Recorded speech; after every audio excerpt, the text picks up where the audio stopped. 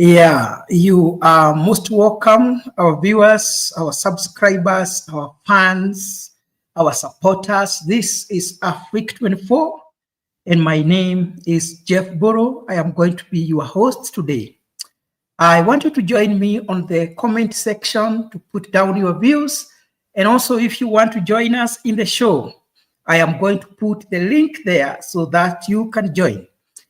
This is Africa 24, where everybody's view is respected.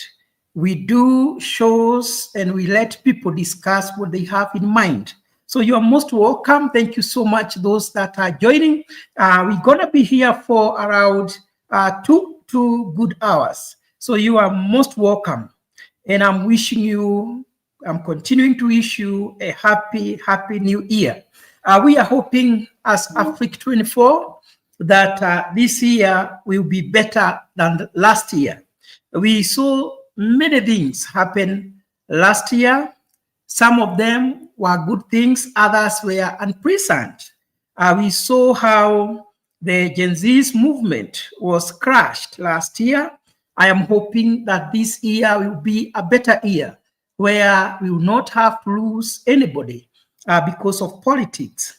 We also, last year, we witnessed the impeachment of the elected Deputy President Rigathi Gachagua, which to some people it was unfortunate, it was a bad thing, and to other people it was a good thing, and they celebrated for it. So many ugly things happened last year. We are hoping things are going to be better this year. It was last year when the opposition joined the government. Is it a good thing? I think to a larger extent, it is not a good thing because the government is left unchecked. That is why today we will be discussing about the rule of William Samoei Ruto. And the big question that we're going to be asking is William Ruto a despot? That is why on the topic we are talking about the despotic rule of William Samoei Ruto. So we're going to be analyzing how he has handled power, because if you want to know a character of a man, give him power and see what he's going to do with it. We're going to be analyzing how William Ruto has handled power for the last two years. And I am welcoming you to join me in the panel. Whether you support William Ruto, feel free. Whether you support ODM, feel free to join us.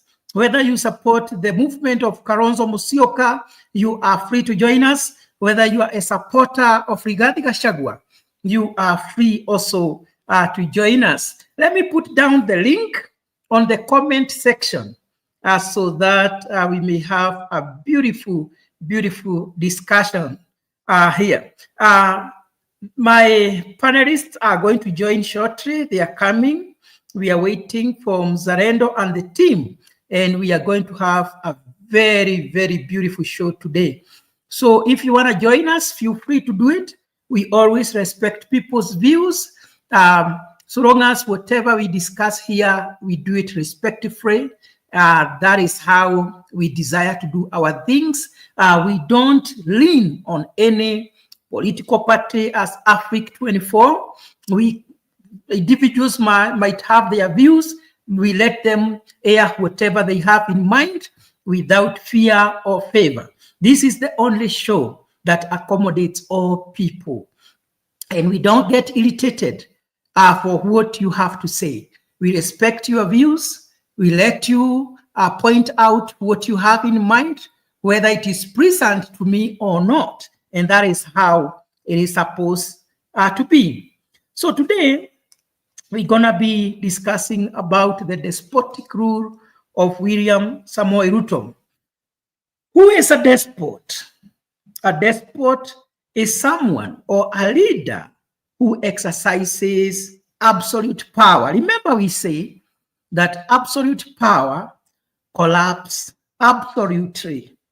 And especially a leader who exercises that power in a cruel way or in an oppressive way Like we have seen so many scenarios from the time when the government of Kenya Kwanza acquired the power. We have seen so many things happening. We saw how the Gen Z movement was handled. We saw how the Azimio protesters were handled by the government of William Samoei Ruto.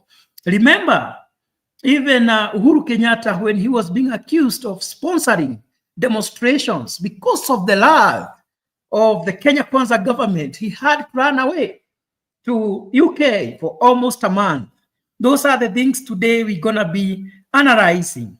We have seen how the government has been crushing the bloggers, the critics who have been against the government, who have been trying to point the mistakes of the government.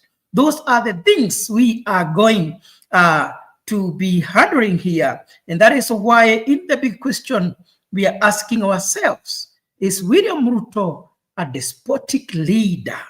What kind of a president do we have? Do you agree with me that he fits the title of a despot, someone who uses power in an oppressive way, in a cruel way, that you cannot speak against him because you must be afraid that the Subaru might come and pick you up? Those are some of the things I want to hear people discuss, because if we don't do it, who will do? If we don't point out the things that we feel in our hearts, who will do that? That is why I'm inviting you to come here so that we may reason together. You don't have to agree with me. Neither do you have to agree with the title which I have given to the show. You can dispute my line of thought respectively, and the show is going to be very, very beautiful. I can see Jeremiah Omondi joining me, and that is beautiful. That is very, very good. So I'm welcoming you, sir, in the show. And today we're going to focus more on the leadership style of William Ruto. And our title is The Despotic Rule of William Samoei Ruto. Why did I choose this title? It is because of the events that have happened since the time he took power. We saw how the Azimio demonstrations were crushed. We saw even the former prime minister had said that we were going to have 3 days demonstrations in Kenya. It only took 1 day, and in the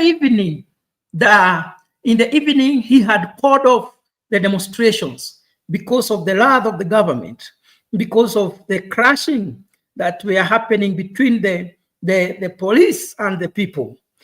We have also seen how the Gen Z's movement was tackled by the government. We lost so many young people. Those are the things we need to discuss here. We have also seen how the bloggers who have been criticizing the government, how the government has handled them. Those are some of the things that we are going to discuss. Jeremiah Omondi, I would like you, sir, to introduce yourself as we start. You're most welcome, sir. Yes, Jeff, asante sana. I feel most welcome and looking forward to today's discussion. I think that people are still coming, so maybe we'll even talk more. Yes. Thank you so much, Jeremiah. So, I would like us to analyze the leadership of William Samoei Ruto as maybe compared to other leaders. We have Jomo Kenyatta, we had Daniel Arap Moi, we also had Emilio Moi Kibaki, we also had Uhuru Kenyatta, and now we have William Samoei Ruto. How different is William Ruto from other leaders? Maybe you can give us your views, what you think about his leadership style. Does he fit the title of a despotic leader as we proceed? Or do you think, Mr. Jeremiah?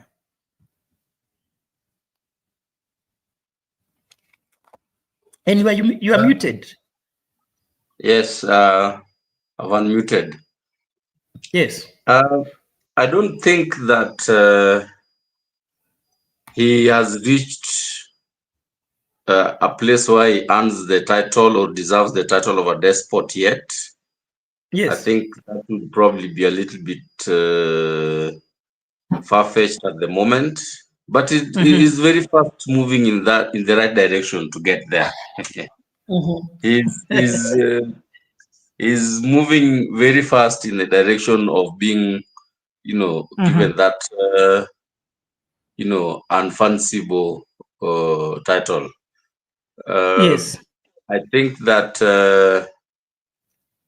I hope that he will learn if and when he gets a second term how to do things better. Because you remember, Yes. even Uhuru stumbled a little bit with leadership in his first term. Okay. And Yes. so hopefully he can fumble through this first term, Yes. but correct the course in second term if and when he gets that second chance. But in this term, I think that he needs to borrow a leaf from previous leaders and be, like I said in the previous sessions, be a good student of history. He should look at what other leaders did before him that worked and borrow from that and learn from that in order to Yes. make his leadership achieve the goals and the objectives of the Kenyan people and the aspirations of the Kenyan people. At the moment, Yes. I fear that he doesn't look like he really understands what Kenyans want. And instead of being on the offensive with Kenyans Yes.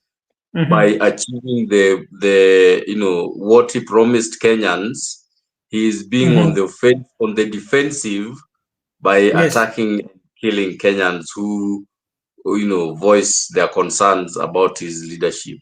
If I were him, I would take my time and retool my approach, because in sports they say the best defense is a good offense, and in Sure. his scenario the best offense is achieve everything you promised Kenyans. Let people feel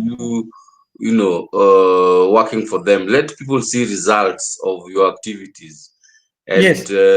people will stop protesting, and people will stop making all this noise about you. All those names that you're being called will disappear if So, do you you think, start delivering. Mr. Omondi, do you think the people of Kenya are being unfair to William Samoei Ruto? Because I think that is the sentiment from those who are in government, that people are not genuine.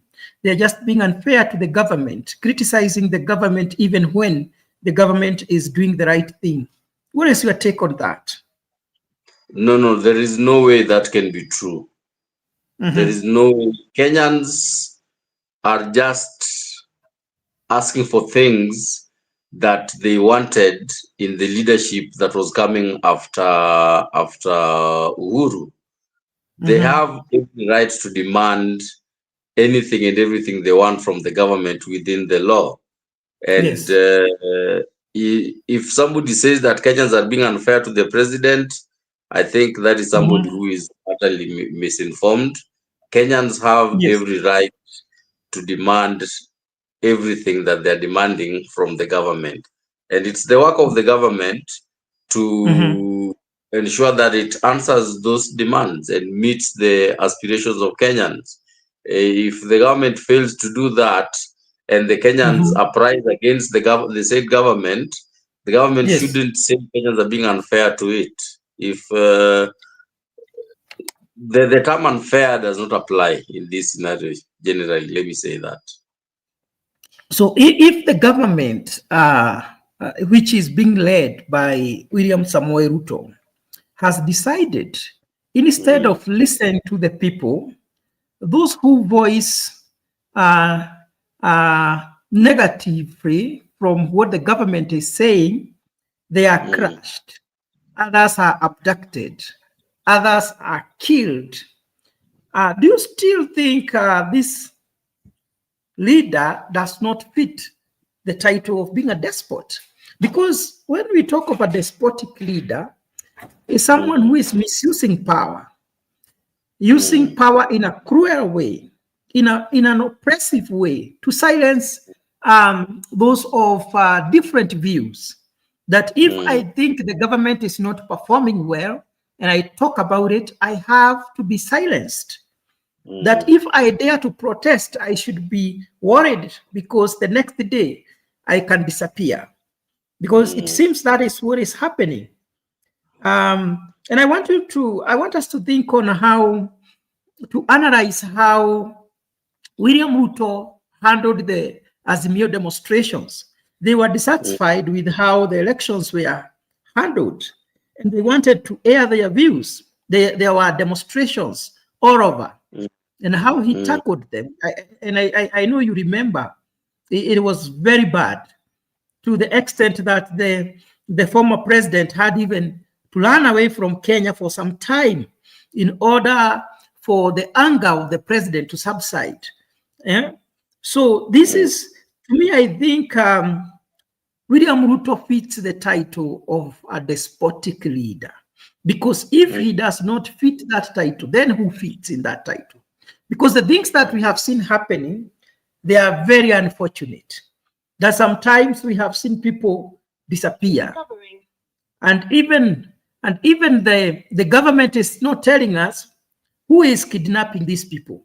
We were not even told those Azimio supporters who were killed and others disappeared.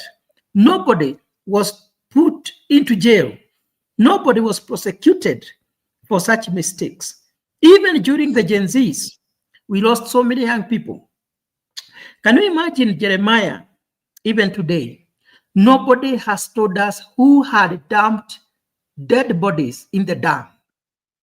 Many people were retrieved from the dam. Bodies that were dead. And nobody is telling us who did that. Who are those people? You know, that is the kind of the country that we are living in. Someone, Laban Misian, is telling me, Jeff, is this the same Jeff who was worshiping William Ruto? We normally say only a fool who does not change his mind.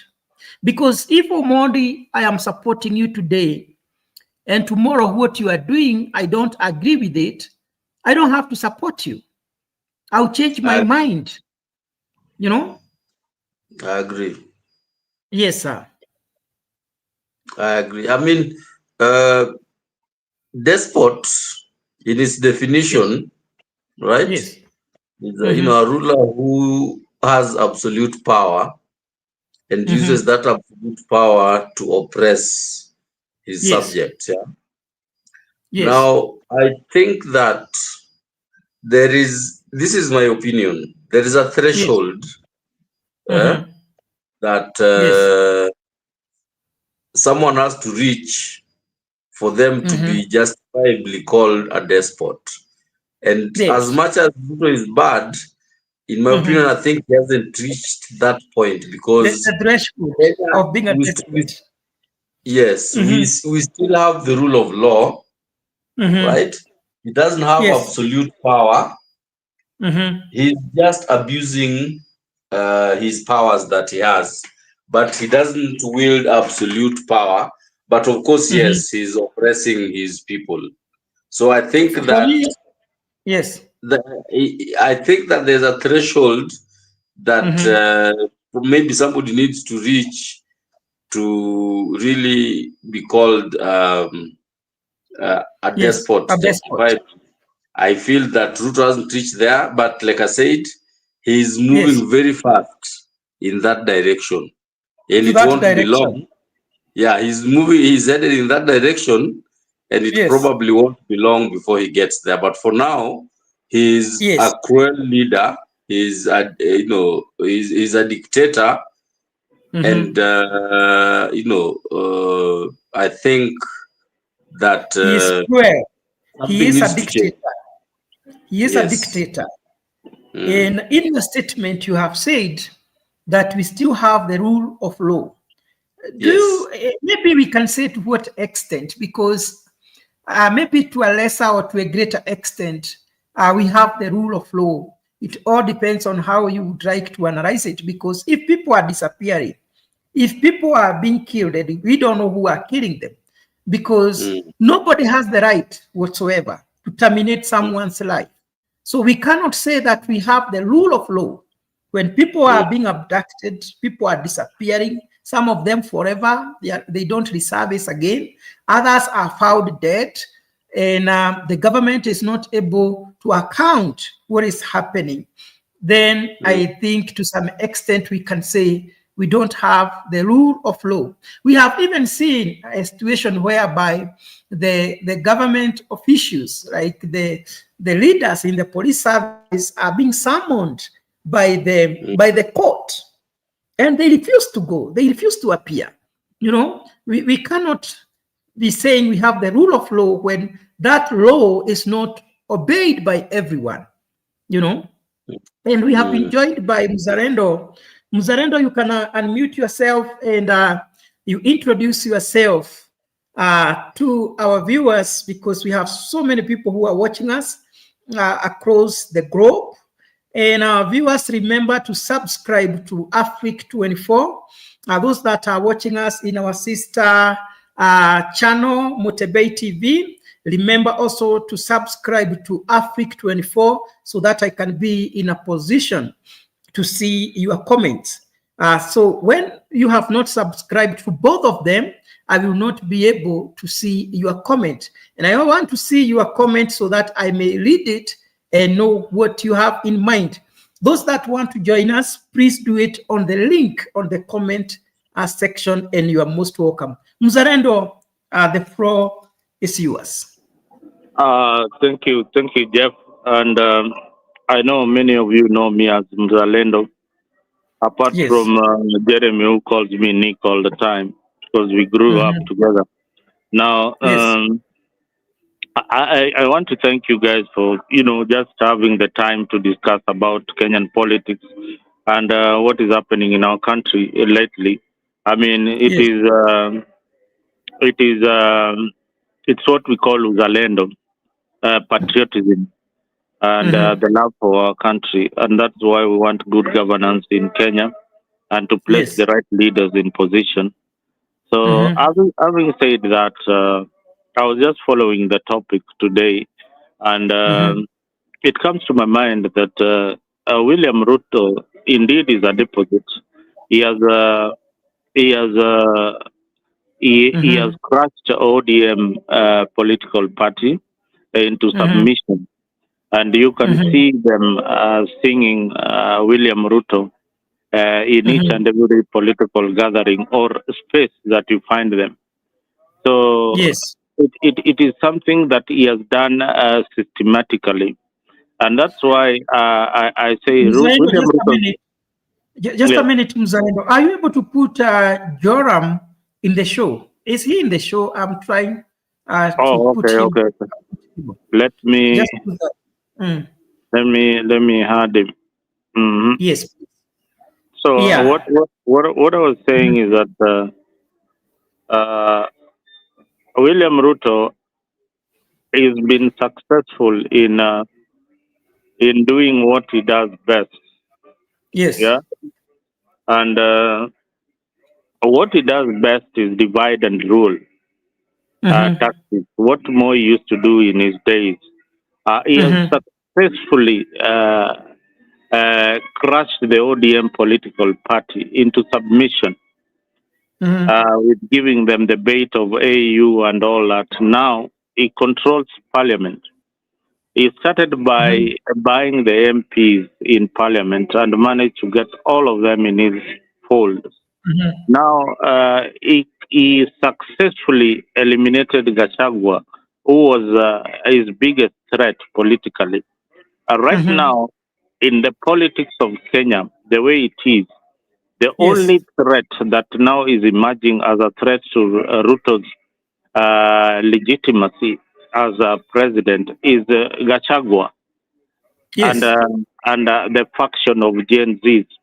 Now, he's rushing the Gen Zs into submission slowly by ensuring that he controls the media and the voices of these young people. Most of them, like you saw the other guy who was dead the other day, thrown on Thika Road, and they are claiming that he was knocked with a vehicle. This is somebody who was killed somewhere, then thrown on the road, and it appears to be an accident. And those are tactics that we have seen before, and we will analyze them as they go by. You have seen parents of the victims of those who have been abducted already surrendering to submission and saying that, our son drowned. Our old engineer goes to swim in a river instead of going to a swimming pool. It doesn't make sense. These things can never add up. Mburu, today, if you tell me that you have gone to swim in a river in Mwiki, and you can afford to go to a swimming pool in Safari Park, does it really make sense? Or Nyayo Stadium? These things are old tactics that will not survive. So we have to be vigilant. We have to keep on pressing. We have to keep on raising our voices, and we have to stop this government from these atrocities. The civil society, the mainstream media, need to focus on these abductions. These are stories that need to be highlighted each and every day. And most importantly, these leaders need a blackout. The media, the fourth estate need to do something so significant. You don't need to follow William Ruto in his functions in churches and all that and publish and tell us what he's saying. No, give him a total blackout. Give him a total blackout and let us push and push and push. Yeah, thank you very much. Let somebody else jump in, Joram. Yeah, we have, and Sarah, I can see you are trying to join. On my side, it is showing that your device is not connected. Go to the settings and allow your gadget to access our camera and the video, and you'll be able to join in the show. Our viewers, this is Afrique 24. Those that are watching us from Mutebei TV, also subscribe to Afrique 24. Those that are on Afrique 24 and have not subscribed to Mutebei TV, also do it. When you have subscribed to both, we will be in a position to read your comments because we want to hear what you have to say. And I want to read some of the comments. We have Laban Misiani, who is saying, Jeff, is this the same Jeff who was worshiping Ruto? Yes, I am still the one. I have not changed. We have Laban also saying, Mzarendo, it's William Ruto who has crashed into ODM and not crashing ODM party. He is saying ODM is still intact. It has not been crashed by William Ruto. Someone here, something like Diamond, is saying, walai, at mwambieni ukweli, but mchunge that you may not be abducted. That's what he means. And also someone is saying, Jeff Boro, what causes one to be abducted? Yeah, those are questions that the panelists will be answering today. Jeremy, I'm going to give you a chance. And today we are asking ourselves the first question, does William Ruto fit the title of a despotic leader? Is he a despot? And we are saying a despot is someone who uses absolute power, especially in a cruel and in an oppressive way. Has William Ruto oppressed his subject? We normally say that if you want to know the true character of a leader, give him power and see how he will behave. I am just trying to reflect. See how power has changed. The once humble leader who used to kneel down and cry in church, a leader who portrayed himself as a savior to the people of Kenya. Is he the same that we have today? Those are some of the questions that are lingering in our mind. Jeremy Joram Wangera, you have your 5 minutes to give your submission. Yes. Thank you very much. Thank you very much. My regards to Muzalendo and to, is it Jeremiah? My regards Yes. to you both. Looking at William Samoe Ruto,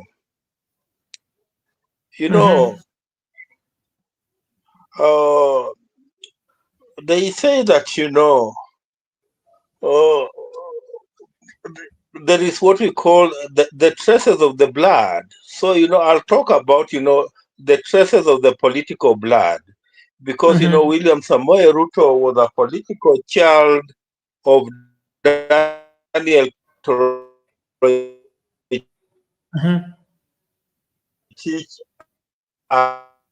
Arap Moi. He was a political child of, he could have been the political blood of, of Daniel Toroitich Arap Moi because of the manner in which, he is operating.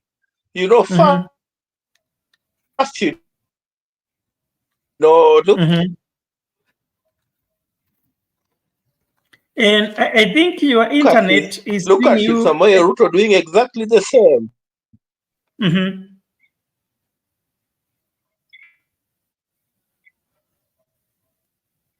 Yeah, proceed.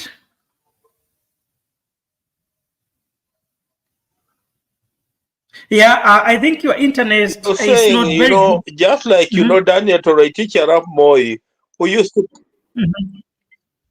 Okay, let me work on my internet, then I come back. Yes, let me work on my internet. Yeah. Jeremy, you can pick up from there. Thanks, Jeff. And Muzalendo, good to see you. Nice to see you, my brother. Yes. Now, Jeff, I'm going back something I've said before, that I'll keep sticking to it until maybe... Jeremy, before you say what you said, yes, was it yesterday? Maybe you need to repeat what you said yesterday. I found that is it a proverb or that was so interesting. The proverb of the chicken. Yeah. He said yes.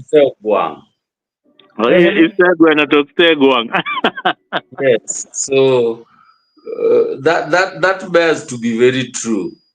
But the point that I've said before that I want to repeat and I want to start with is that either Ruto is not a very good student of history or is just arrogant.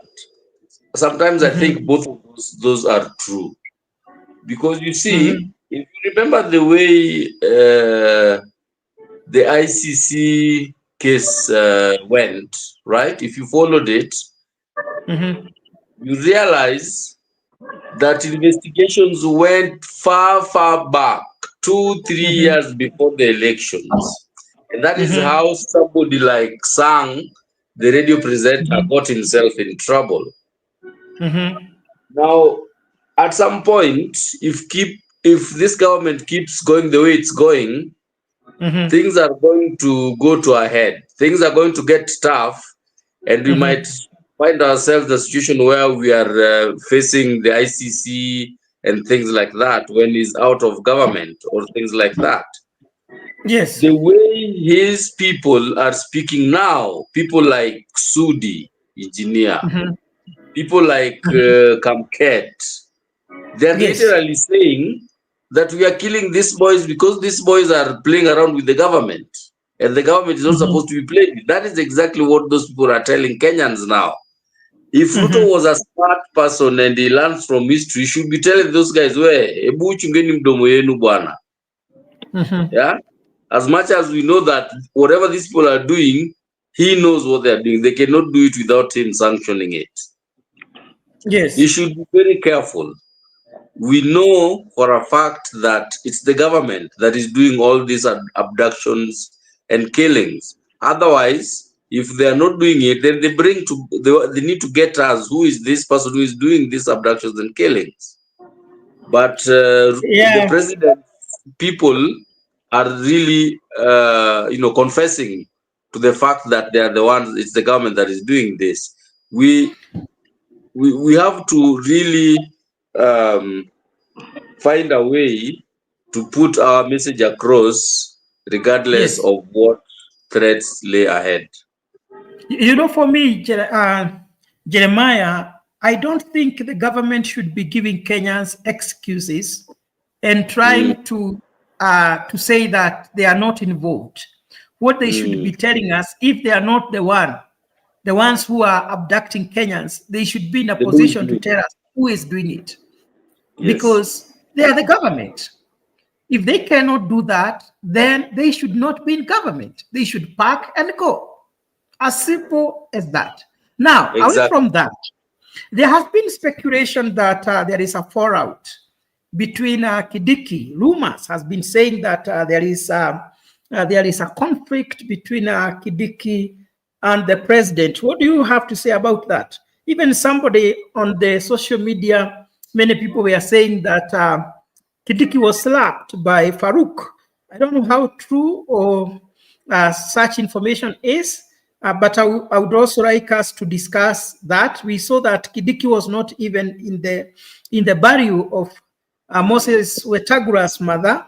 We need to discuss that. He also missed in the New Year celebration, where the president was also in. But today he came and lavished that and said those are just baseless rumors. What do you think about that, Jeremy, before I go to Mzalendo? They say where there is smoke, there is fire. I think that story started off as a rumor, as a small rumor. Yes. But I think there is some truth to it. There is some truth to what transpired. Maybe it wasn't a slap. Maybe it was more than a slap. Maybe it was less than a slap. We don't know. But you know that something was afoot between the 23rd of December up to 2nd of January 2025. Something was amiss, and that's why the deputy president was amiss in quote unquote state functions like the Kisii, State Lodge, Kesha. So I think that something happened. We just might not know exactly what happened, but I do not put it too far away from some of the the president's confidence to slap someone. I don't think it is something that is too much for them to do. I would think they would do it if they have a reason to. I think they would, but it would be unfortunate. Like what the statement that people were saying came from Kindiki was that why is he being slapped by somebody who is not a state officer?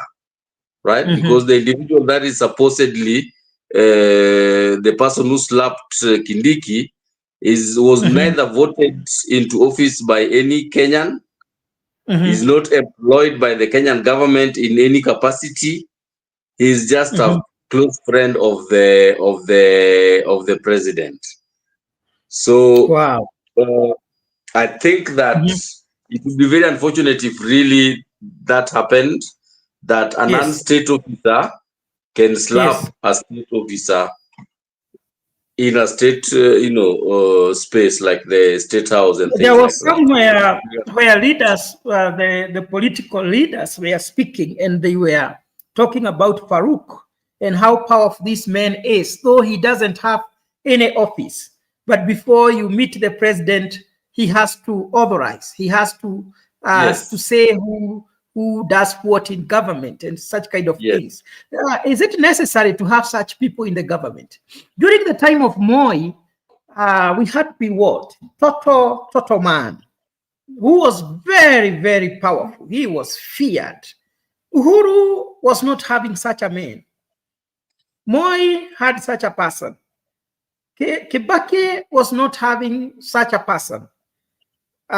What do you have to say about that? We had Biwot during the time of Moi.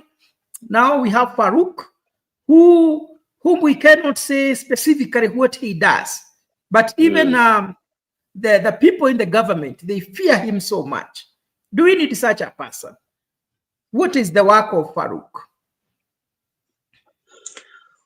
Apart from description, is the president's personal assistant. Okay. And history has it, and it's out there. They've been friends, and he's been holding that position for the person of who is the president now since before he was even a president. So some leaders do have people like that, but the amount of power the person wields is only to the extent of the amount of space the leader they represent allows them to.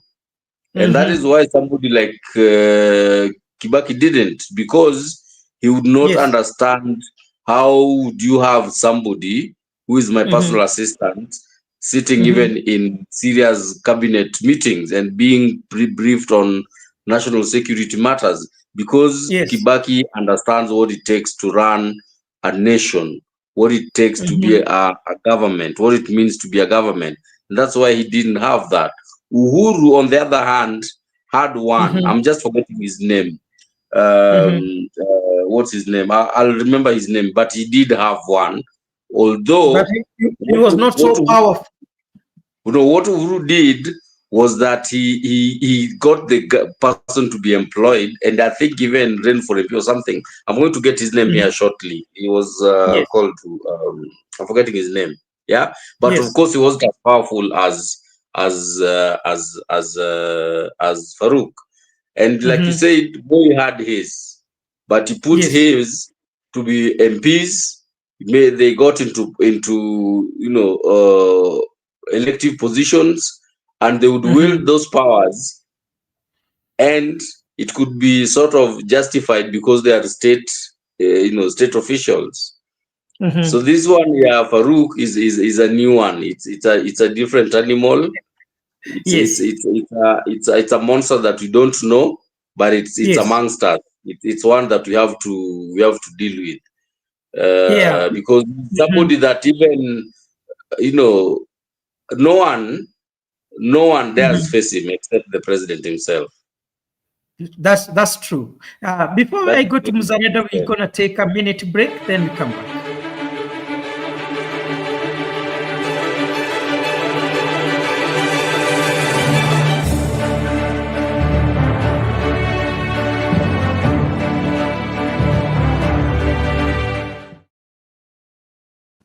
Mzalendo, we are tackling the aspect of having Farouk in government.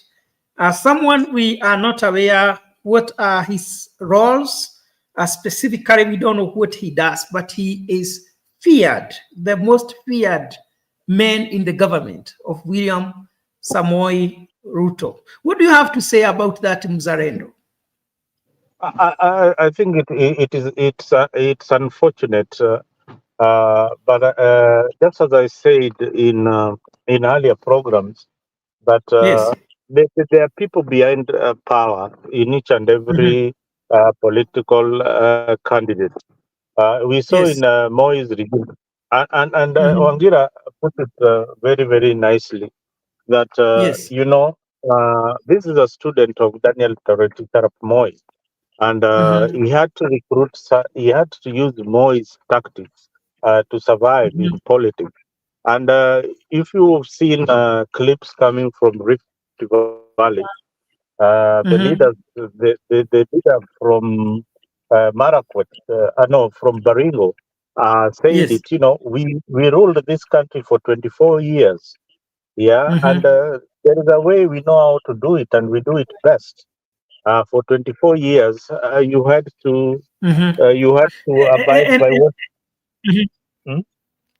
Yeah.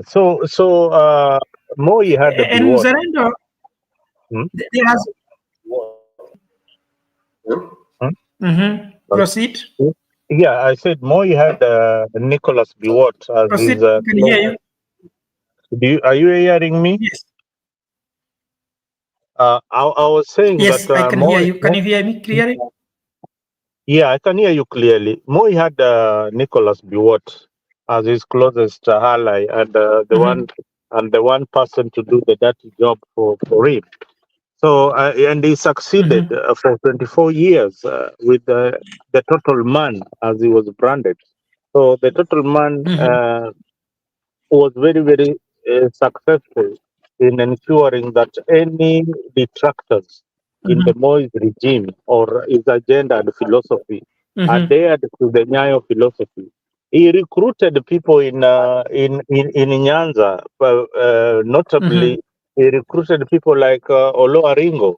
Recruited people like Nyakiamo in Nyanza. When he went eastern, he recruited people like Mulumutisia. So these are people who are singing Moi's Moi's slogans everywhere they went, and he did not even stop there. He made sure that in the civil service, he there were people that who were totally trusted. Uh, are the Yes. ones who were given position. Loyalists. And if you are not a loyalist of President Daniel Moi, he crushed you. Yeah, he crushed you, Yes. just like what Ruto is doing. I mean, how many in Moi's regime we saw Saitoti being crushed? In Moi's regime, Kibaki had to resign, tender his resignation after so many Yes. frustrations. In Moi's regime, we had somebody called Dr. Josephat Karanja, a professor from the university, who was loyal, and he had to be crushed when he was growing horns. So this is something that Ruto has got the playbook of Daniel Toroitich Arap Moi, and he has mastered it. So he's playing it page by page. Right now, he's in the page of crushing anybody who is against his regime, and is doing it So, Mzalendo, successfully and yes, systematically. Yeah. there have been rumors that Farouk slapped the deputy president, Professor Kithure Kidiki. And also, the rumors were saying that there is a fallout between Kidiki and William Samoei Ruto. That is why he missed in the New Year celebration, in which the president participated. He was not also in the burial of Moses Wetangula's mother. What do you have to say about that, Mzalendo? Yeah, there is a possibility that Kindiki, first of all, is an appointed deputy president. He's not elected by the people of Kenya as per the constitution. These people are elected a pair. Uh, Yes. Gashagwa was elected, and he brags that he was elected. Yes, he was elected as a pair with William Samoei Ruto. So Yes. Kindiki is appointed, and when you appoint somebody, then they have to play by your rules. And he says it, and he doesn't even shy away from it. My assignment is is from the head of state. When he tells Yes. me what to do. I am a servant. I have to be loyal. And he also he does not talk about the people of Kenya. So these leaders are loyal to the ruler who is William Samoei Ruto. You see, I think there is a I see William Ruto as You are. somebody who is laughing with people and all that. But this guy, I think, is a tyrant. Is a dictator. Look at the suit William Ruto is wearing. The Mao suit uh, from North Korea, worn by dictators. And when you see leaders like those, they come with authority. They come with the people really submit to their kind of leadership. So that is what is happening in Kenya. It's sad that even the political class, and elect Yes. the people no longer answer. Mzarendo, hold to there. president. Mzarendo, I want you to check your internet because I don't know whether it is on my side, but it's kind of breaking No, a little bit. It should be on my side because I'm driving. I think you'll Okay. have those glitches once in a while. Okay, Yeah, but can you try hear to me be now? louder. Yeah, we can hear you. Oh, okay. Yeah, I was saying that everybody now you see in the political class, be it the opposition leader Raila Odinga, is submissive to William Ruto's government. The only person left, I think, probably is Kalonzo Musyoka, who I'm not sure whether he lasts up to 2027 before he falls short. But to me, he seems to be the only consistent political leader who people were calling watermelon. But I think he has got principle. He has put his house in order for all that time. Despite not going to the streets and all that, his MPs are loyal to him, are loyal to the wiper movement. So I don't know how he does it, but Kalonzo doesn't appear as a very, very strong leader in public, but I think he's a very, very good manager compared to other political leaders in Kenya. Yeah. Beautiful, beautiful, Mzarendo. Our viewers, this is Afrique 24. If you have not subscribed, please do it, and we will appreciate. If also you are watching us from our sisters media Mutebe, remember also you need to subscribe to Afrique 24 so that when you put down your comment, I'll be in a position to see it. Also, I appreciate those that are keeping us very busy on the comment section, and you are doing a very good job. Misiani, who is supporting the government 100%, he is saying, Jeff Boro, just wait, much will happen. We will be around in your admissions 2027. We shall discuss here after Ruto re-election. Yeah, that is what Misiani is saying. Continue dropping your comment there. Continue keeping us busy. There are so many statements from Misiani there. He is also saying, but even if Kidiki was slapped by Farouk, the late Rusi slapped Matere, something like that, in the State House. Something like that there.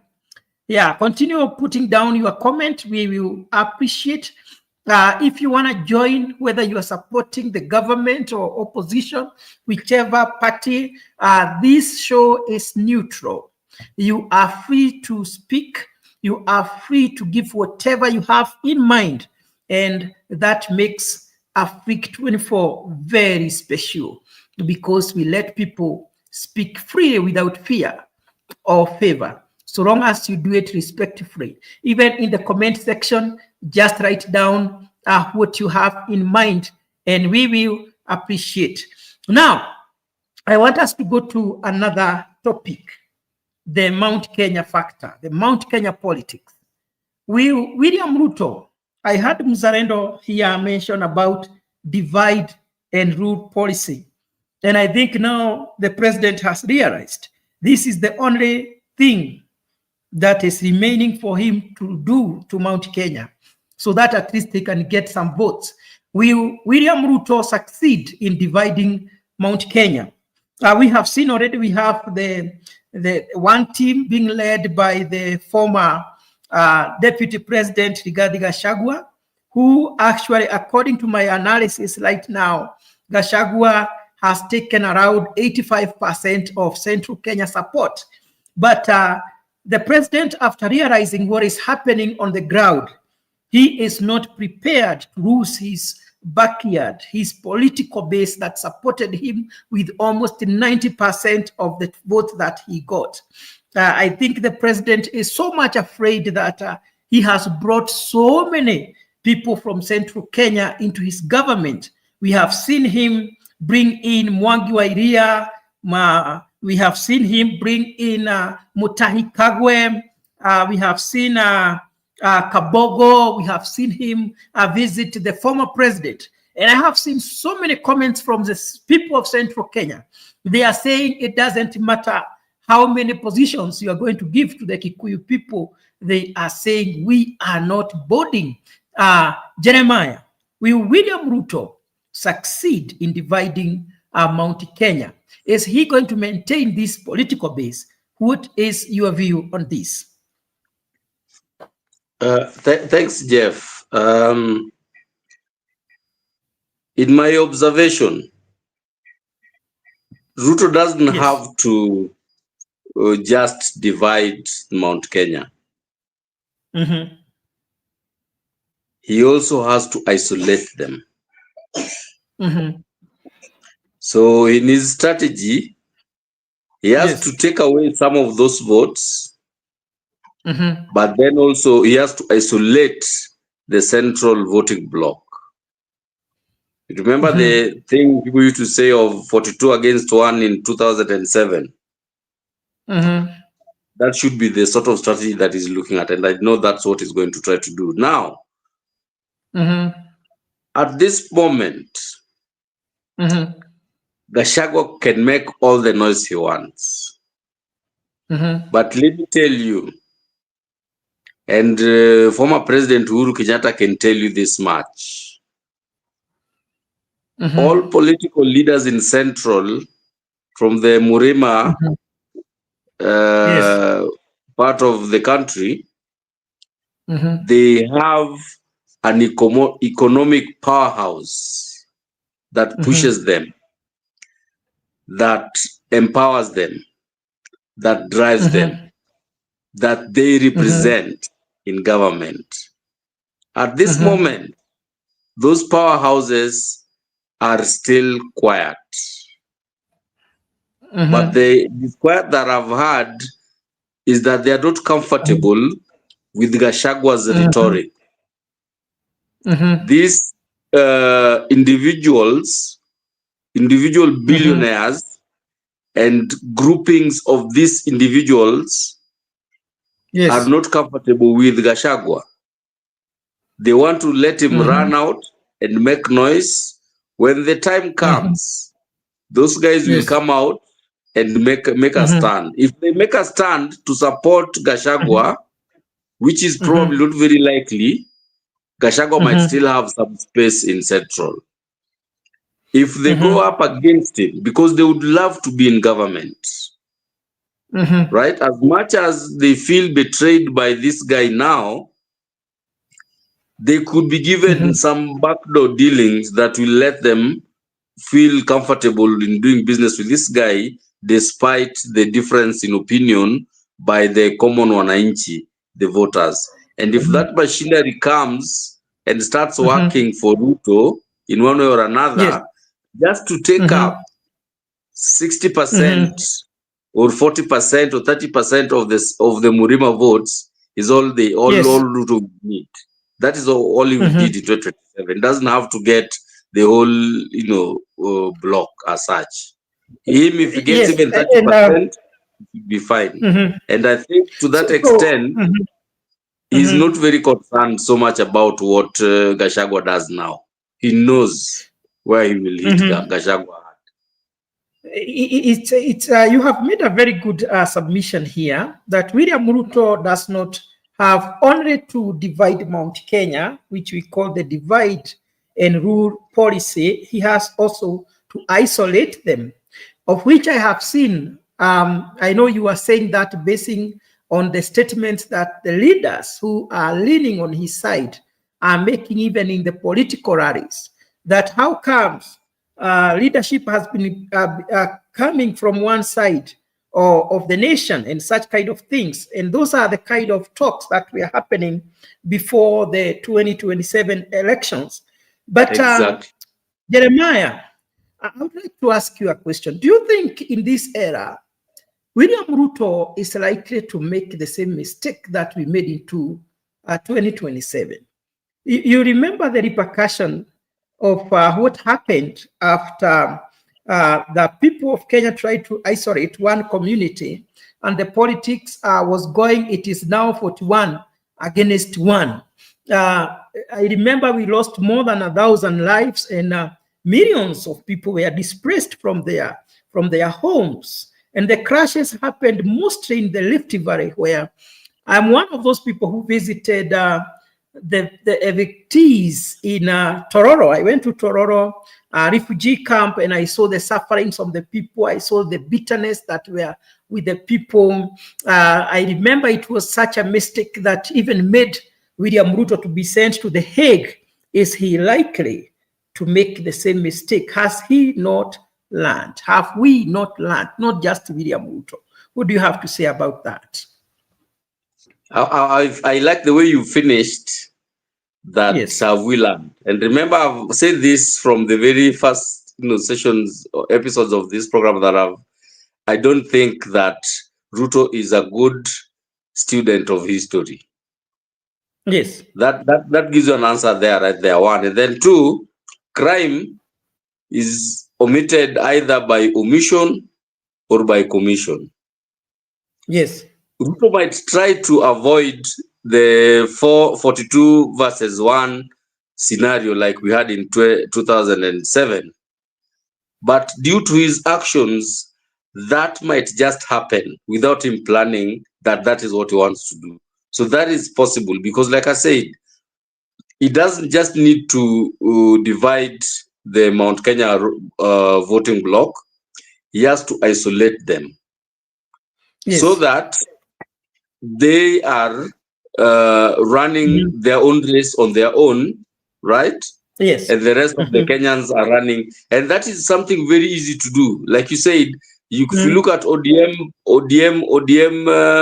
crop of politicians, they're already shouting at the top of the hill something akin to that. And it will just get louder unless things change. That's true. I have heard that many times.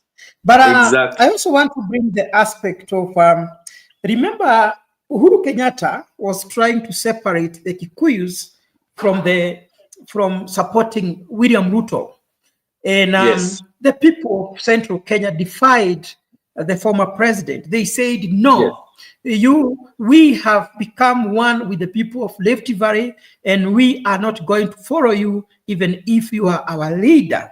Don't you think also the people of Rift Valley and the Karaichin people are also likely to defy the direction of the president? And they can say, you are not going to separate us from the people of Central Kenya because they supported you 100%. Why do you want us to break up now? Don't you see that scenario is likely to happen? Exactly. That is true. But that's why I said a crime can be committed by omission or by commission. Yes. So in that scenario, it could happen not by commission, but by omission. Yes. So Ruto will not, if he tries to do what you are saying, yes, it might fire. If he starts telling people, oh, it's Kenyans versus Kikuyus and stuff like that, that might fire against him. But he can make that happen by omission. Yes. And remember, rumors, and sometimes when you hear rumors in Kenya, in most cases, what people say it is true. The people of the Karaichin people have accepted Rigathi Gachagua as one of their own. I don't want to speculate. I don't want to talk much. But whenever he would go to Rift Valley, he used to tell them, remember, I am one of you. And let me just speak without fear. And I say, rumors goes that Rigathi Gachagua is a son, biological son of the former president, Daniel Toroitich Arap Moi. And he even one day said that every time he goes to Rift Valley, they give him cows. And now he said he has so many cows in his home because of the courage in people, the love they show to him. Do you think Gachagua is also likely to penetrate in Rift Valley, especially if the court will allow him maybe to run in 2027? What do you think? Rift Valley is very vast. Yes. Right? You know how vast. Look at Kenya's map. Look at how vast the Rift Valley, as it were, back then as a province. You see, it's the largest geographical region in the country. Yes. Now, Gachagua can claim to be a son of the former president. Saitoti claimed to be a Maasai, and he claimed to be a Kikuyu. Whether that helped him or didn't help him, no one knows. One thing I can tell you for a fact is that Gachagua can claim a very small portion of Rift Valley. The areas around Nakuru, like Kipia, those sides, Mau Summit, that part of Central. If you go to Northern Rift, South Rift, you can't go there. You will not be able to go there. As long as he's running against Ruto, that would be a no-go zone for him. That will be blocked out for him if suppose he was running to be president. Yeah. So he would probably just take a small segment of Rift Valley, which again also probably won't be his 100%. Yeah? But the political rhetoric will happen. But at the end of the day, where people will vote is what will matter. So, do you think those allegations or the rumors that Gachagua is, because he has never said it himself, but people have been saying that Gachagua is a biological son of former President Daniel Toroitich Arap Moi. Others have been going ahead even to try to break it down. Now, from the time when Ruto appointed Gachagua as his deputy, the Moi family kept quiet and they have never fought the government of William Ruto because one of their brothers became the deputy president. What do you have to say about that aspect? Have you ever even checked the pictures? Do you see any similarity with the former president? people have that out there, and Kenyans are very good at fabricating stories. In all honesty, me, I don't buy into it, right? Gachagua himself has said he's a son of a Mau Mau. He has his history, how he grew up with his brothers and sisters, in Central. I don't think there's any truth to him being the biological son of Moi. Because again, who is his mother? Why would his mother? Well, before you proceed, the mother. You see, why I'm saying this Gachagua is someone you cannot underestimate politically, because when he goes to marry, he is the son of his father Gachagua. Yes. When he goes to Meru, he is a son of his mother, who is a Meru. Actually, he has even built a home in Meru. So the Meru people see Gachagua as their son. So as much as William Ruto would like the Meru people to support his government, Gachagua will also have a say in Meru because he is also a Meru. When he goes to Karejin, people see him as the son of Daniel Toroitich Arap Moi. The reason I asked the question of his mother, Mburu, right? Maybe just to add on that, just to add on that, some of these rumors could be true, and unless you dig deeper to understand where these rumors are coming from, is when you know that there is some truth in what people are saying. Now, I have tried to dig very, very deep into the politics of Rift Valley and Gachagua. What people need to understand is that, one, it is Moi who introduced Gachagua into politics. It is Moi who gave Uhuru Kenyatta Gachagua. And Gachagua brags about it each and every time. That he nurtured. Uhuru Yeah, until he became the president. yeah, huyu mlevi tulimtoa kwa bar tukamweka akakuwa rais. He talks about it each and every time. Now, when Gachagua was at the university, this is the only student who had a free pass to State House. And these are facts, these are not rumors. He could walk into Yes. State House, go see his father, and come out of State Yes. House.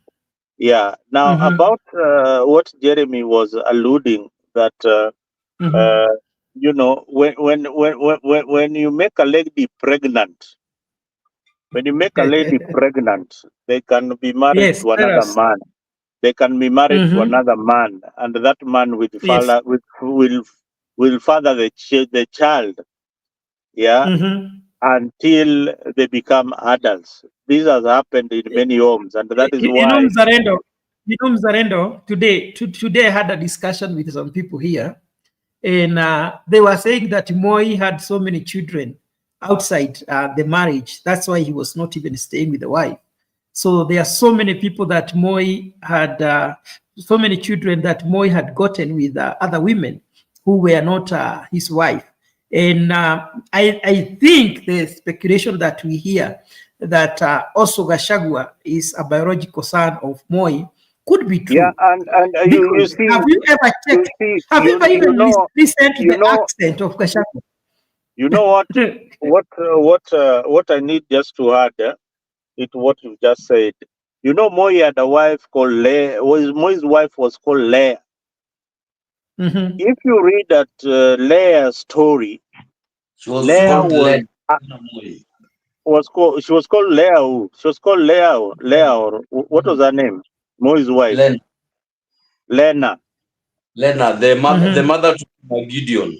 Yeah, the mother to Gideon, Lena. Lena was a staunch Christian.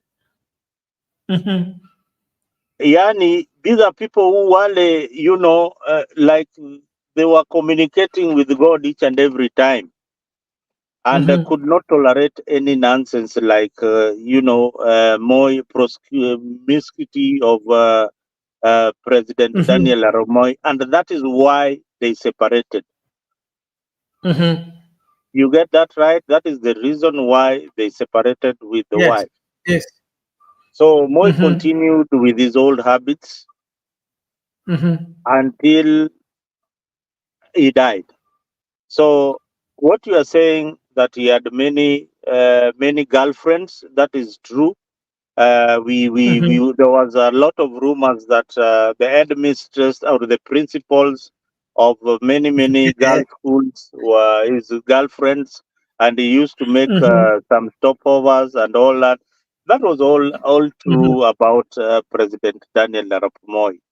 Now, did he regard that these principals were married? He didn't really care about who their husbands were. He was the president of the Republic of Kenya.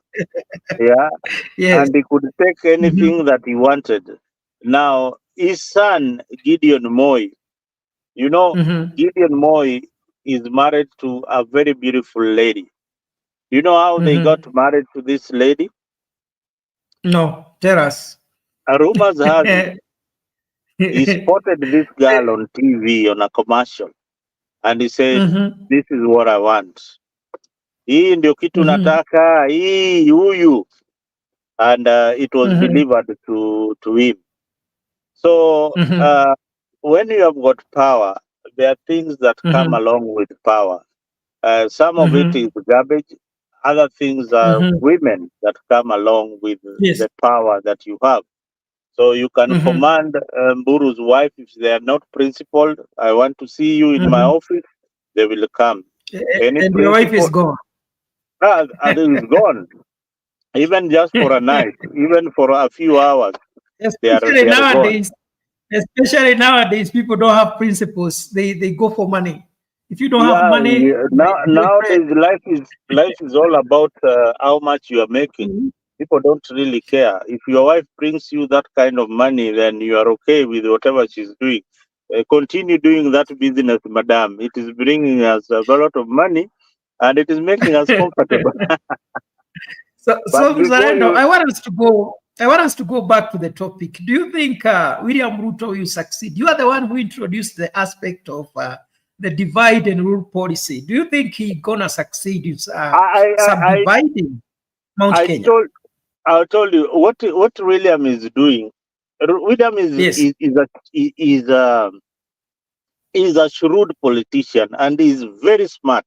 This is somebody who only drinks muruzik. He drinks milk and he exercises and he has got some beautiful women around him.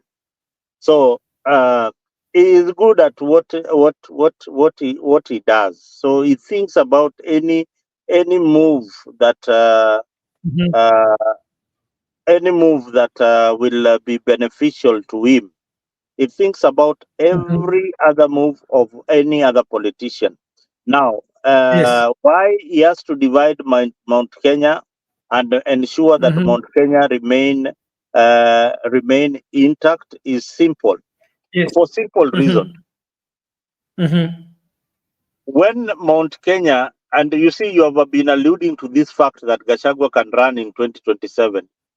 That will be the biggest mistake. And William Ruto is really praying for Gachagua to run in 2027. He's praying that he's allowed to vie in 2027. So that what we really do.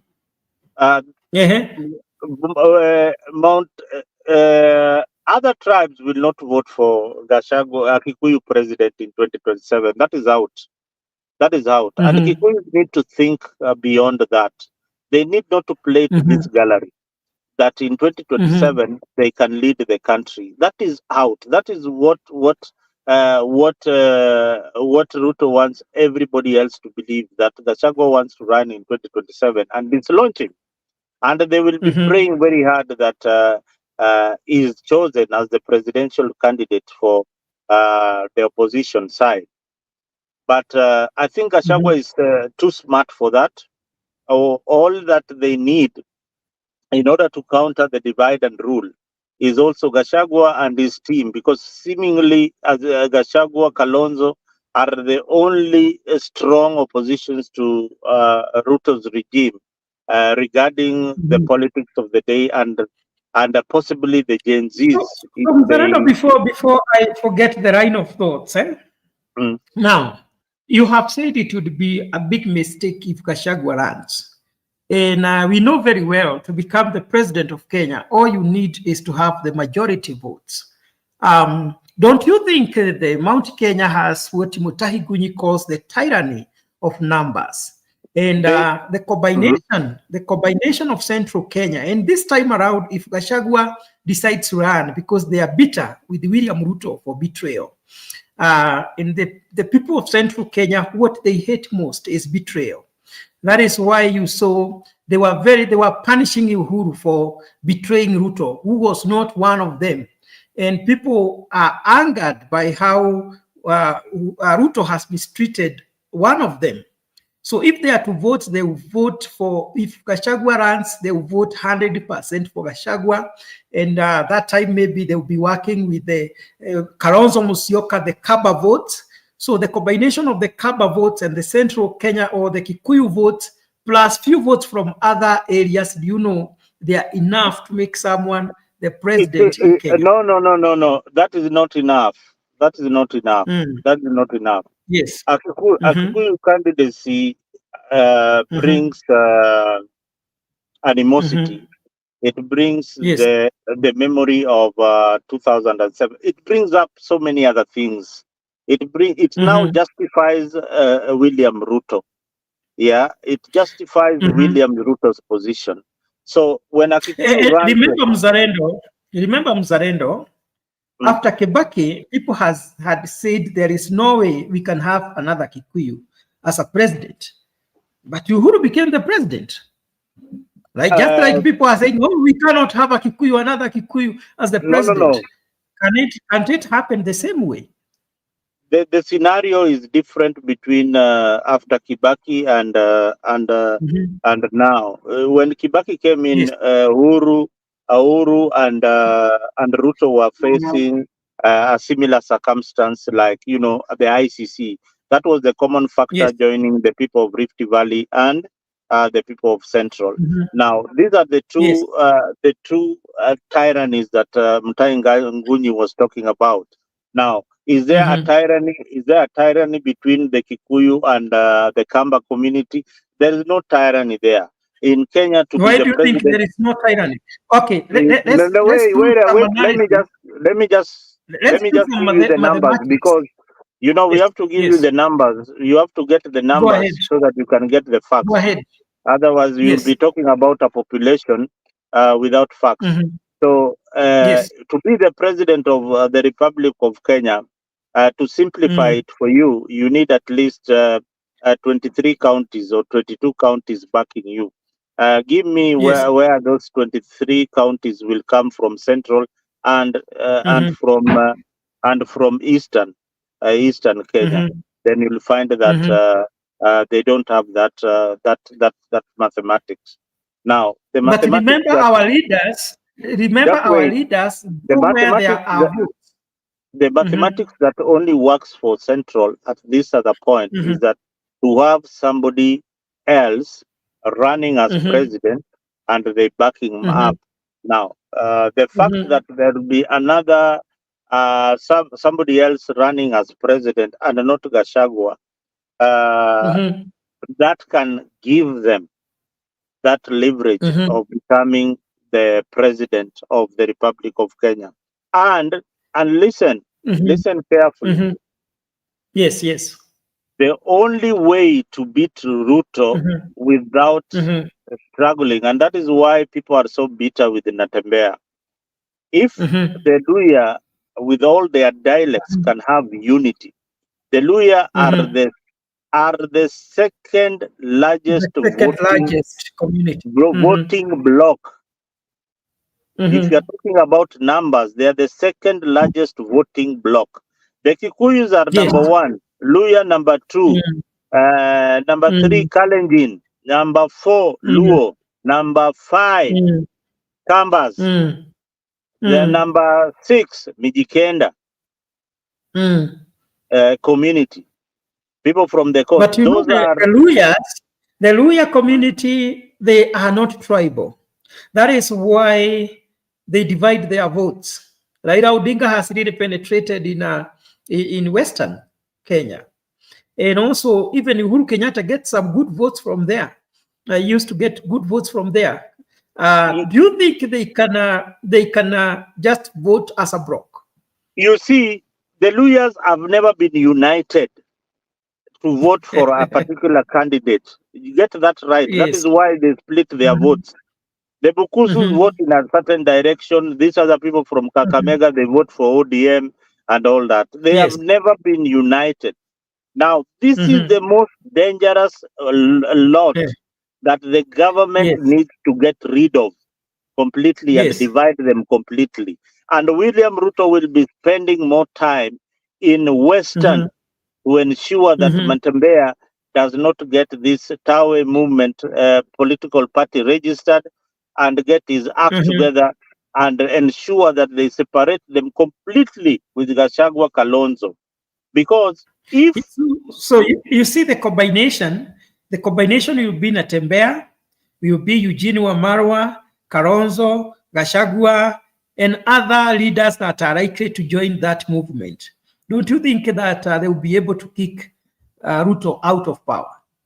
no, it Let's depends on who clear. is you know other leader.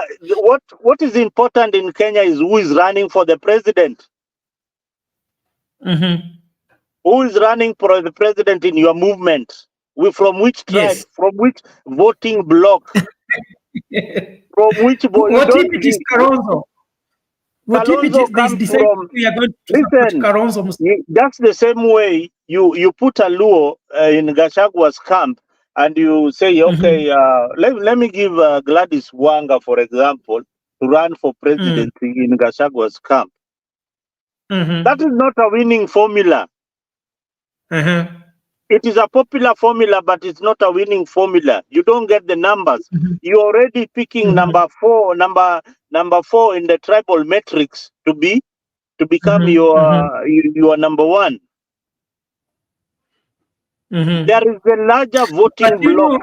This is now tribalism.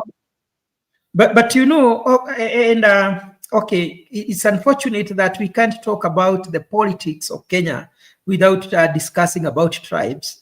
But unfortunately, that is where we are as a country. Maybe in the future, that will change. For now, you have to bear with us, our viewers. Now, Mzalendo, Central Kenya has no problem whatsoever supporting Kalonzo Musyoka because the Kambas and the Kikuyus, they are almost the same tribe, to the extent that when a Kamba speaks, I'm able to pick almost 30% of whatever they say. We share many words. We also intermarry. That's why we call them Adoni, Mudoniwa. The people that we marry with. And despite Mburu, despite you calling them Mudoni Mudoniwa, in the last election they didn't vote for but remember, alongside the Kikuyus. Yeah, it has happened that many times. But remember, during that critical moment, the Kambas came to the rescue of Kibaki. In 2007, if Kalonzo did not support Kibaki, Kibaki was finished. And the Central Kenya people still remember that. Do you know why he did that? Because it is very easy for the Kambas and Kikuyus to work together. We speak the same language. We are the same people, So it will be very easy to sell the Kalonzo in Central Kenya. Central Kenya people will support him 100% if he is supported by Gachagua. Anyway, Mburu, government policies are not written in Kamba language or Kikuyu language. No, we are just breaking down what is likely to happen, Mzalendo. They are not They are not written in. There are no laws that are made for Kikuyus and the Kambas. We only have the Constitution of Kenya and how we vote. Now, the voting pattern of Kenya. These are facts that should not elude anyone, and that's why I keep on saying that when you look at the numbers, I give example of Raila Odinga. Raila Odinga in 1997, coming towards 2007, he had the popular vote, and the popular vote was coming from largely the Kalenjin community. The Kalenjin community. That was the tyranny. That was the tyranny that you could not beat even in 2007. That is why Kibaki had to steal the elections in 2007. Now, I tell people, Mzalendo, that the only time that Raila Odinga won elections in Kenya was in 2007. These other times, he has never won. The only time I say it confident. No, the only time the elections were verified and that he won clearly were in 2007. And again, Maraga said that, he could not clearly say that Uhuru Kenyatta won because of this tyranny that Raila Odinga had. Yeah, and that is why elections were nullified by Maraga. Now, coming forward, this tyranny has changed, and now they started banking people from central Kenya. So he no longer had that tyranny of numbers that he used to have. So his popularity has dwindled in some areas in central, in Rift Valley. Likewise, to areas that used to control in northeastern places like Turkana, you now find that our ODM is not as popular as it used to. We don't have candidates like Nanok supporting ODM like they used to do. And these were very powerful sons of the soil in Turkana who used to back Raila Odinga in Turkana areas.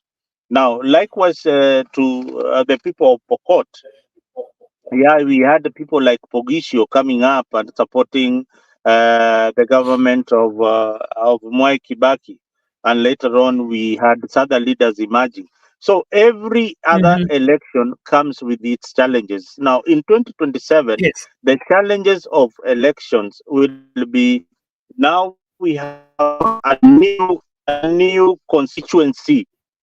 A new constituency that has never participated active in Kenyan politics, and it is the Gen Z constituency. Now, this is where the government is spending its money and energy to ensure that by 2027, they have Kasamuel, they have the Gen Zs who support probably Morara, everybody else, they have them in their fold. That is what they are working on right now. All right. Hold there, Mzalendo. Let us take a 1 minute break.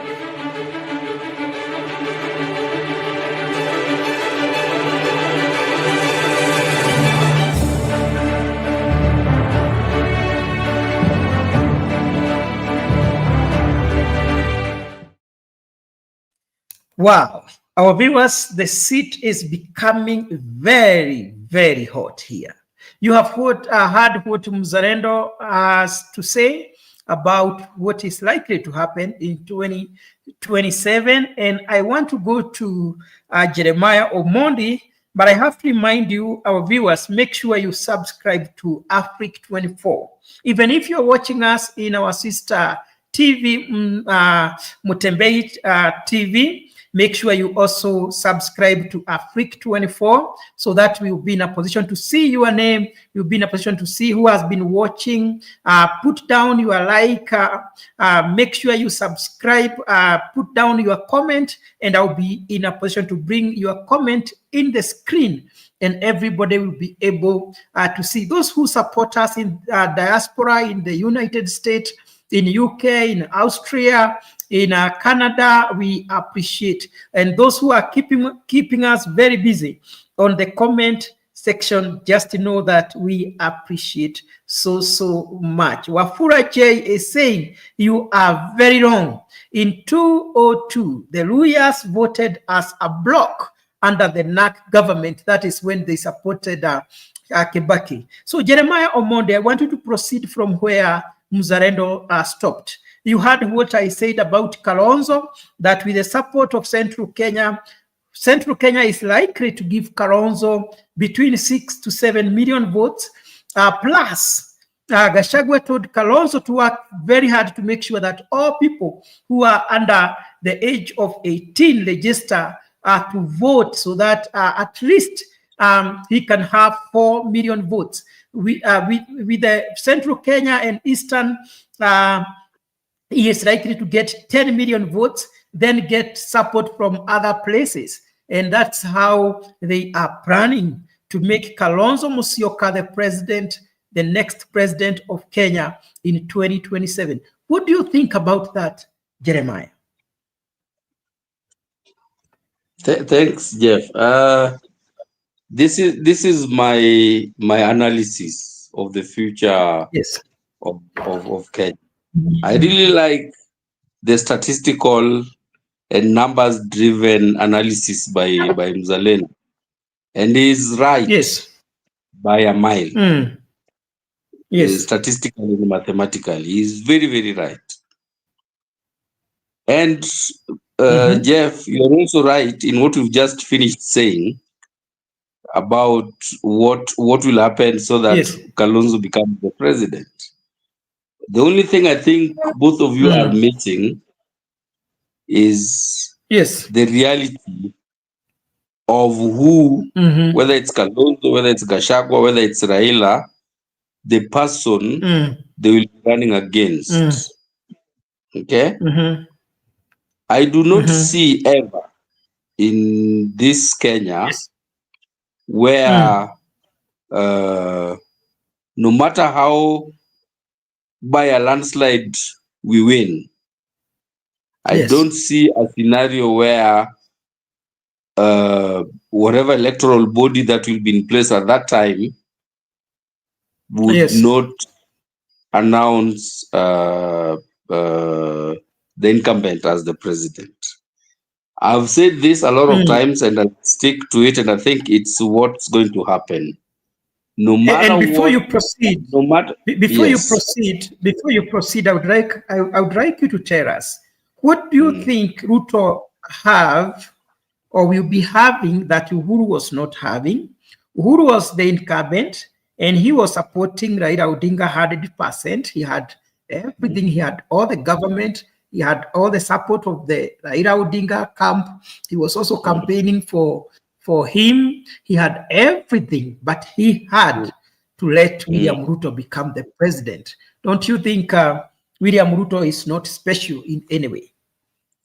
You are just supporting my point by omission, so to speak. Yeah, It's okay. that's the point I'm trying to make. Now, Raila in this past election, and maybe Mzalendo can bear me witness, and many of us other diehard Raila fans from 1997. Some of us decamped in 2017, some decamped in 2022, some of us probably decamped in 2017 or 2013 thereabout. We have no confidence that Baba really wants to be the president of this country.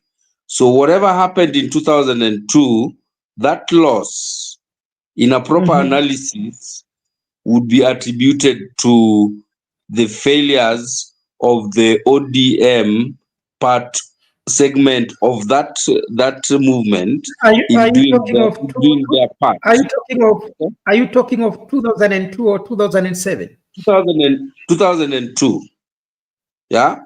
And if you look at it analytically, ODM brigade were at KICC rolling out the red carpet that they have won, while UDA brigade are at what? At Bomas with tablets and everything, manipulating things here and there, right? And Uhuru did what he did for Raila. 2022. Yes, I'm talking about 2022. Yes. No, I'm talking about 2022. Sorry, 2022. Yes. Yes. Uhuru gave Raila everything. You see? Yes. Raila also needed to play his part with his brigade to back the deal. But we think there was a failure in what ODM as a party did and Raila's machinery did for them to back the prize. Do we think there was a failure there? Now, what you've asked me is the point I'm trying to say. If Ruto came from outside of government per se, and he beat an incumbent president with his, choice of successor, and he got into power, and now he's sitting in that office, and he has all the machinery. He will manipulate, and he can manipulate anything and everything he wants, because that's how politics plays itself in Kenya.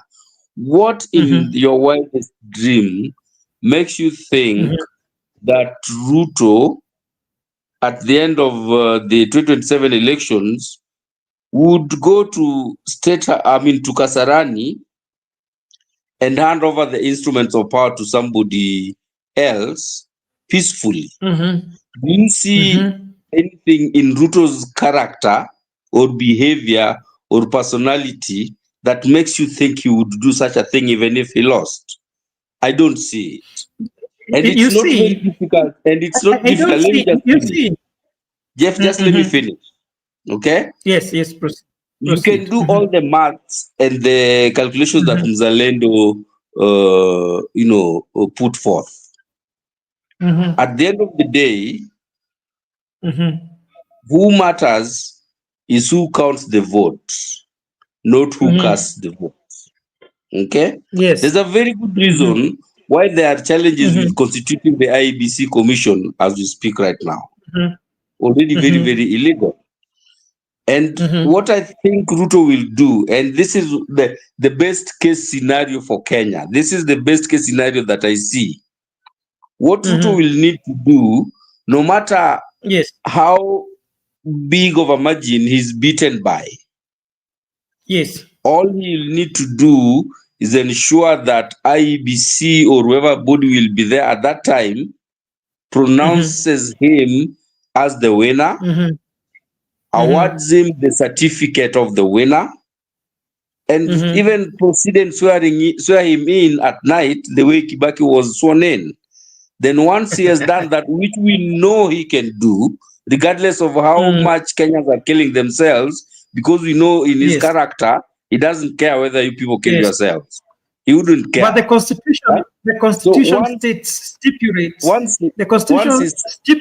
that the time that the president should be sworn in, so he cannot be sworn in at night.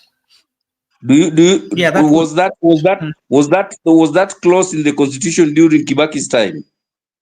It was not there. It was not there. Yeah? That was the old Constitution. Before the second term. It was changed after. Yeah. After now. So even if that were to be the case, what I see Ruto doing is just making sure that the IEBC announce him as the winner and awards him the certificate. He might not be sworn in, but then what he will do is stand firm, and whoever comes in to try and mediate or whatever the case that happens, will start discussing with him from the point of he was the one elected and is the one who's been awarded the certificate.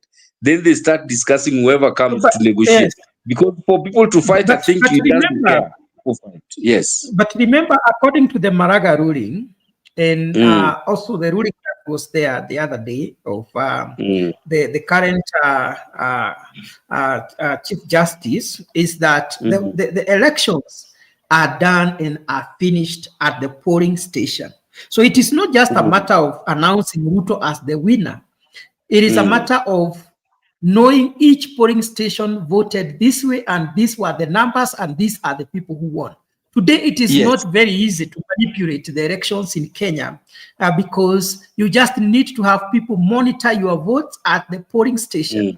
And in case someone who has not won is announced the winner, today the judiciary is very strong that elections will be nullified and people will go back to voting again. And also, I also think unless William Ruto will be so reckless that he does not care about the nation, no one would like to throw the nation to dogs by refusing to hand over power. I don't think he might do that. I do not think that it's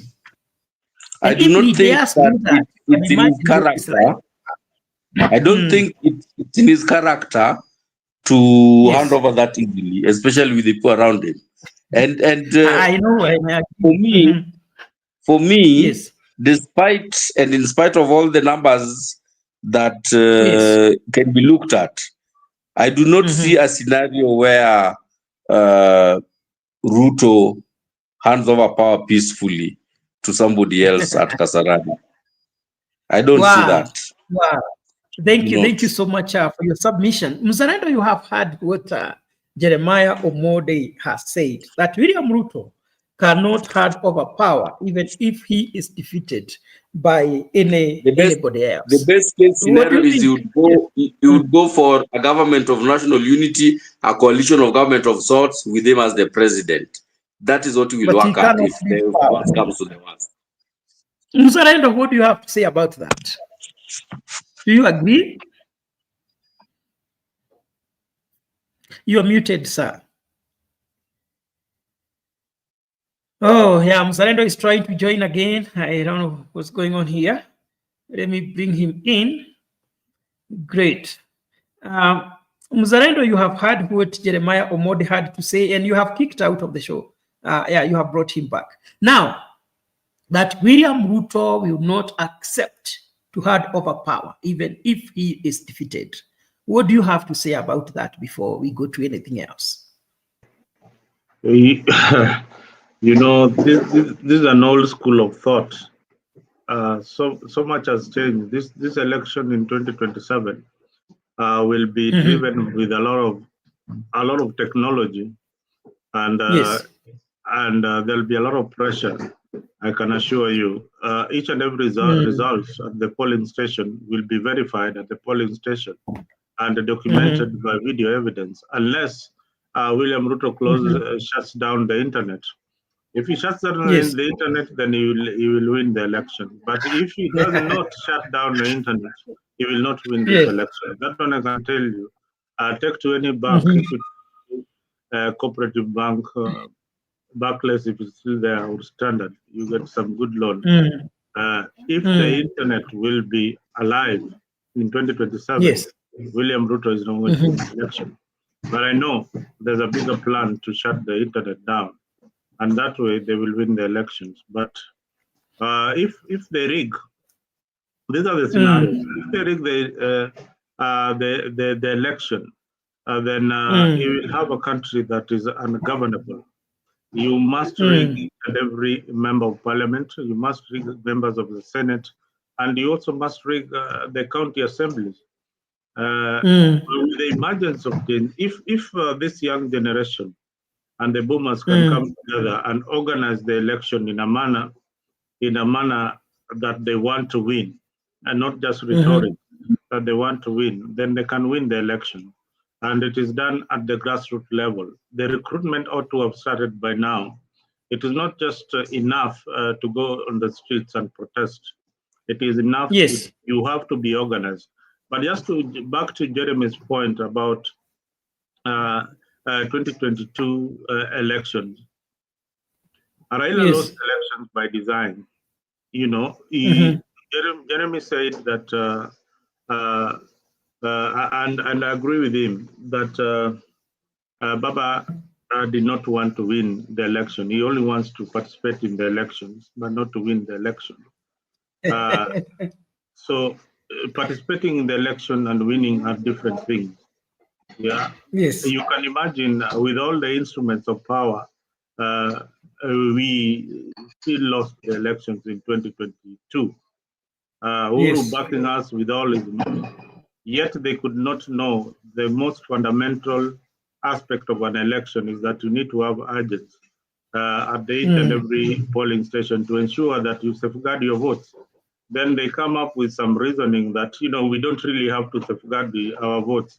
And this is a man who has been losing elections in unclear circumstances. And now, his last attempt to win the presidency, you want to tell me he was not that serious about the presidency? In his last term and his term, where the government is supporting him, he was not serious. It doesn't make sense. It does not make sense to anybody who thinks logically. It does not make sense. There was no election that was. He won the election, but he gave it up. It is simple. Who won? Who won? Raila won the election, but he gave it up to William No, Ruto. he never won. He never won. We're going to proceed with that discussion of whether he won. We're going to proceed tomorrow. Mburu, let me tell you. I always tell you I don't something. have... Listen, I always tell you something about politics in Kenya. There is somebody who is above the he was presidency. defeated. There are people who are above. Defeated. No, wait. There are people who are above the presidency. Do you agree with that? Do you I don't know. that in Kenya there are people who are above the presidency? I don't know. Because the president is the topmost. You are still at the level of the topmost. Yeah, that is why I'm telling you, you are still at the level of the presidency. I am at the level above the presidency. There are people who give the presidency the power to become the president. There are people who decide that it's you who is going to be the president. There are people who decided that it was time for Gachagua to go. I believe it's the electorate. Tell me the people who decided that it was time for Ruto to go in Uhuru's government.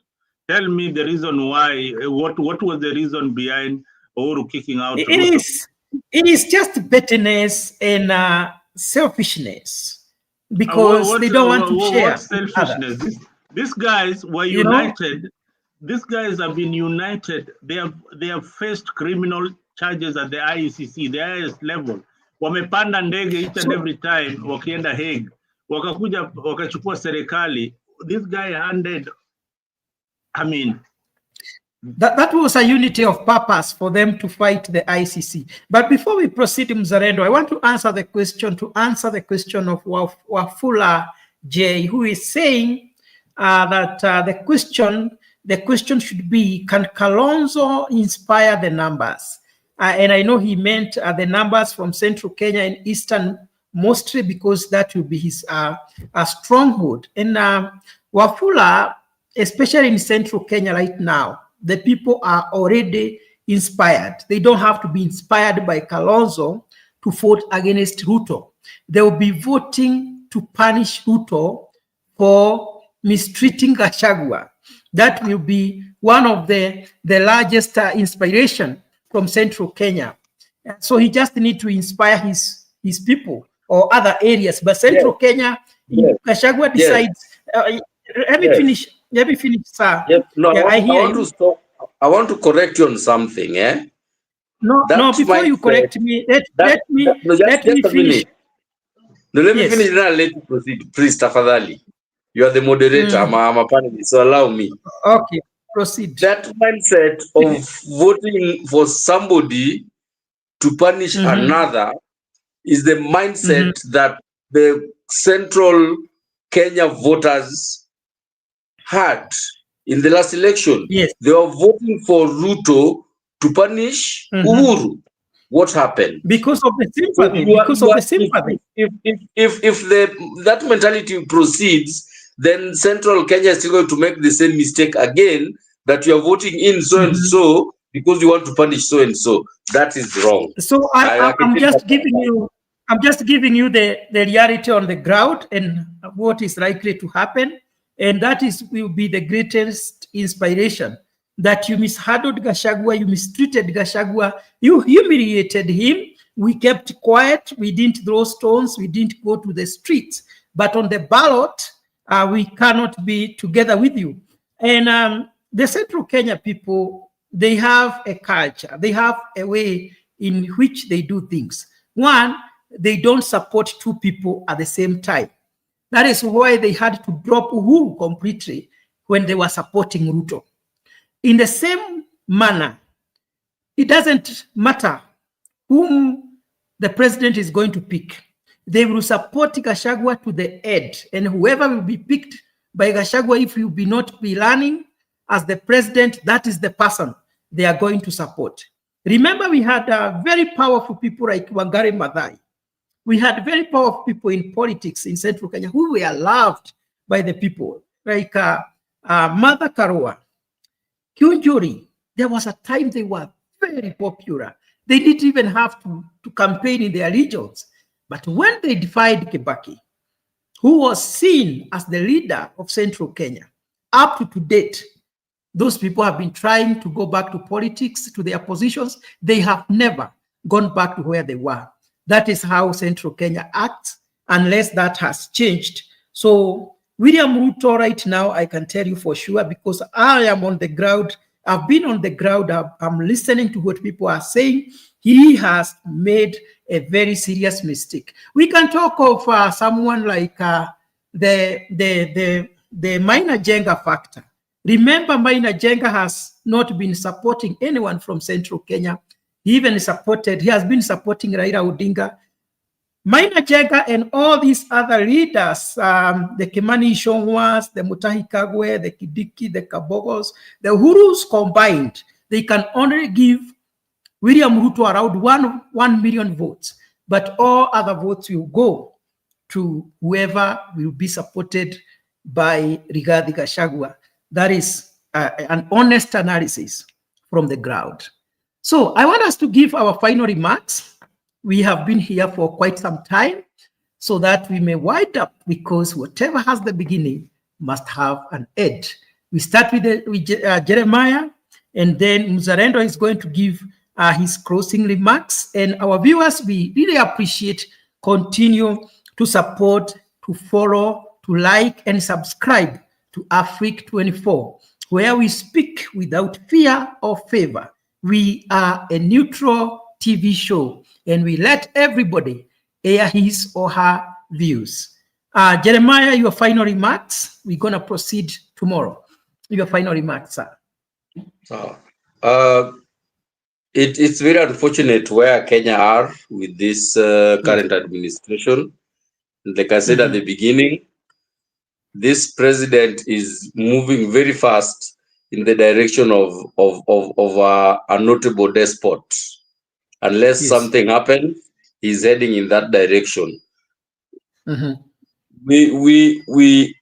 president needs to learn that he cannot kill every Kenyan, because the more people he kills, the more people start uprising against his administration.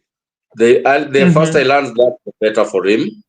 I think that as bad as it is, and I base this on his character as a person and the way he is, handled issues where there is a bit of lawlessness and things like that happening. I don't see a scenario where he's going to, give up power very easily. Yes. Come the end of the elections in 2027, I think it's going to be a good, a long battle. And the best case scenario for me, for Kenya, is that he agrees to some government of national unity or some sort of a post-electoral coalition, something like that. I don't see him agreeing to walk out of Kasarani as a former president after being one term, unless Kenya really changes. But with that, I think that let's keep finding ways to keep the administration on its toes so that they can achieve for us what they promised, and let's pray for a better Kenya. Beautiful, beautiful. Those are the closing remarks of Jeremiah Omondi. And I think the government is listening. The more you abduct people, the more you kill them, the more defiant they become. Mr. Mzalendo, your final remarks. Thank you, Jeff. I think we have reached a point in our country where we need to make the right decisions as Kenyans. What is happening in the government of William Ruto indeed is regrettable. This is somebody that we had very, very high hopes in putting Kenya in the right trajectory. But unfortunately, he has invited death into his regime, something that he swore that he's going to protect when he picked up the sword and the Bible in his hands. He has failed terribly to protect the lives of the citizens of Kenya that he promised that he's going to protect, especially the youth who are seen as the future leaders of this country. So for us and to the families who are mourning their loved ones, and to those who are still being held in some houses or some halls somewhere within the Republic of Kenya, we pray for them. We pray for their families. We pray that maybe the good God will get into the officials or the President William Ruto's heart so that they can release these young people. Remember, they were expressing themselves. And this is in this day and age, if you belong to the old school, there are things which have changed. We no longer use the old tactics of sending messages with drums and all that, or blowing horns and all that, or shouting. The internet is a web of communication, and the world is flat, as I always say. It's no longer round. What we say here on Africa reaches each and every corner of this of the world, and it is important that we also be responsible in our remarks, because we have one country called Kenya that we don't want to tear down apart. We want a country that is governed by the rule of law and the constitution of Kenya. At the same time, we want leaders who are responsible and respect the law of the country and respect the life of the people of Kenya. With those few remarks, I hope that it has reached the government of Kenya and to the families. We pray that God gives you peace during this time, even as you wonder where your children are. We hope that they are going to get home safely back to their houses. Thank you. Thank you so much, Mzalendo, for your beautiful final remarks. Our viewers, that marks the end of our show today. Tomorrow, we're going to be here same time and continue to prepare to join Africa 24 panel, because this is your show. We are very proud of you, our viewers. You have been there together with us the whole of last year. Continue doing the same this year. If you have not subscribed, please do it. We're going to be bringing new shows beginning next week, and you're going to enjoy this year. It will be such a beautiful, beautiful thing to watch. Always remember, Afrique 24 is your TV. Thank you, and God bless you. Continue to enjoy the new year.